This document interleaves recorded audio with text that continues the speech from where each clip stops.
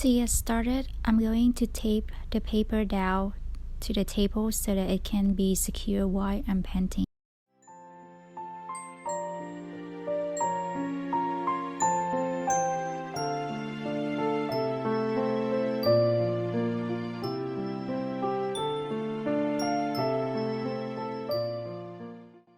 And here's my supply for today. I have a 100% cotton paper. This is B watercolor paper. I also have a scrap paper so that I can do the color testing. And 2 cups of clean water, my Winsor and Newton palette. And today I'm gonna use the Princeton round brush size number 6. First, I'm going to grab a coaster and use it to draw a circle with my pencil.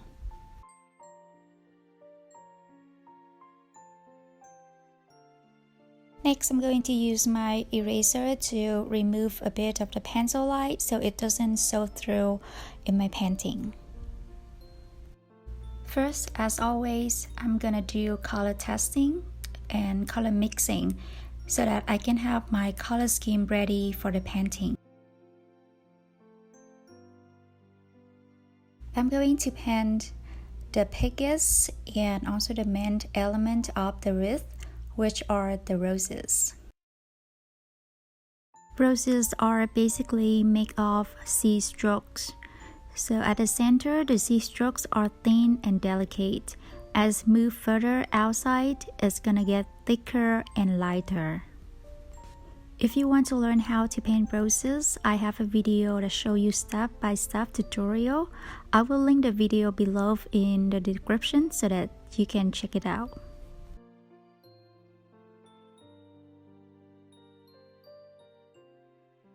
Today's painting, I'm going to paint 2 roses next together, and they both are different in colors and sizes.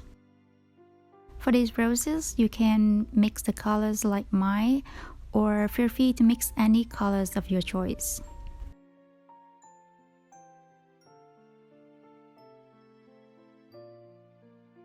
And now I'm going to repeat the same roses in another spot of the circle.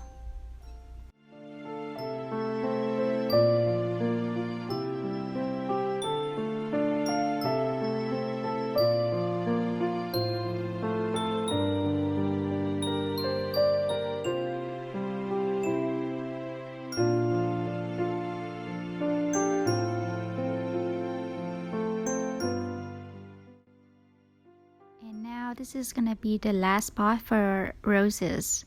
As you can see, I saved 3 spots on the circle for the roses.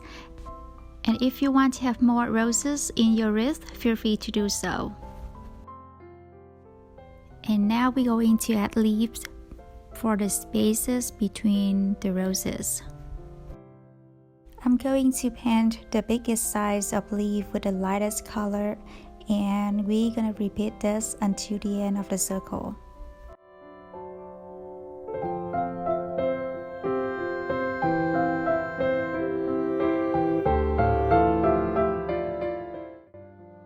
And this is gonna be the color that I'm using for the next leaf. I don't know if you can tell, but this color reminded me of the color of the ocean. The next leaf is gonna be in a small size compared to the first one.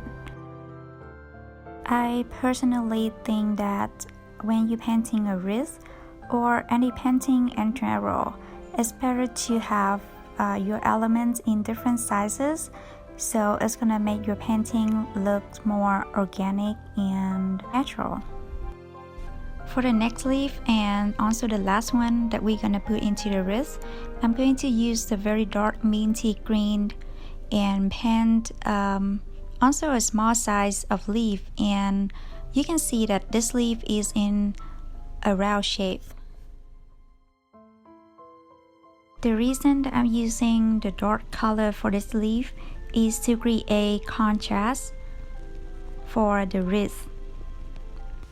As you notice that when I'm painting this wreath, I also apply the rule that always works well in watercolors, which is always go from light to dark. And now, as you can see, when I finish the wreath, I'm gonna go back and gonna add more pigment into the area where I'm thinking that need a little more contrast. To make the big leaf look more interesting, I go in and add more pigment into a part of the leaf. And I also use a very dark deep brown to draw a thin line into the middle of the leaf. You can call it a leaf fan, maybe, I'm not sure. And finally, to put it all together, I'm gonna use the same dark brown and start to apply on top of the pencil line that we drew in the beginning. It gives people the illusion of the branches and also help you to cover the pencil line. And finally, we're done. Now I'm going to remove the tape from the painting. I think this is probably the most satisfying part of the painting.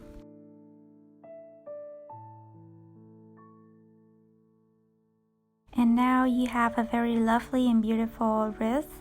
What you can do is to put some sort of quote into the middle of the wreath, just like I did with my other wreath that I painted earlier. You can draw with a pencil first, and after that use a pen or even a dark black watercolor to draw on top of it. This painting is so easy to make, and they would make a great decoration for your home. Alright guys, thank you so much for watching. I hope that you find this tutorial helpful, and please don't forget to click subscribe and like. That would mean a lot to me and would help my channel grow. And I'll see you in the next video. Bye!